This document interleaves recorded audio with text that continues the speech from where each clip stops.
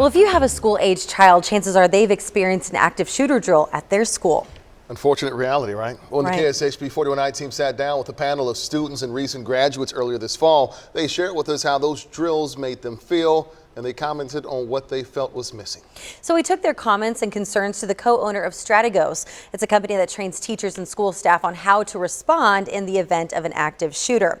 And so what we learned is that it's possible that some parts of the lessons aren't being passed on to the students. As Caitlin Canute explains in this final installment of her series, there may be more that teachers and families can do.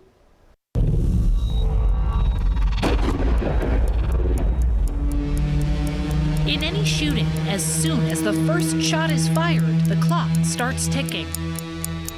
I have studied these things for so many years that it becomes a part of you. And I see people dying for lack of knowledge.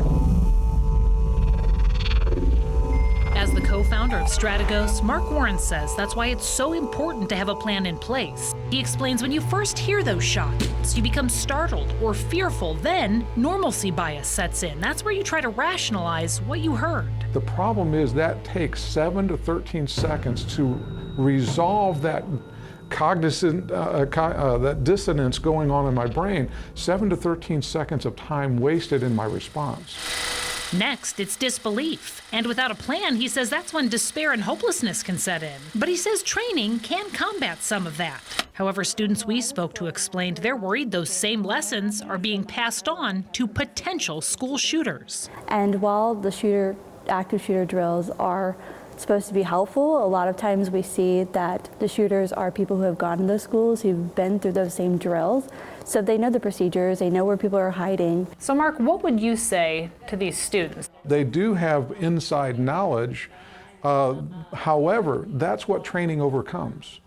When someone responds from a trained response, it negates their plan. These teenagers coming out of Columbine High School running across the lawn. Warren points to Columbine as an example. Although 13 people were killed, he says the death toll could have been much higher, considering the two shooters were in the school for 49 minutes. He says taking small steps, such as barricading doors, prevented more lives from being lost that day.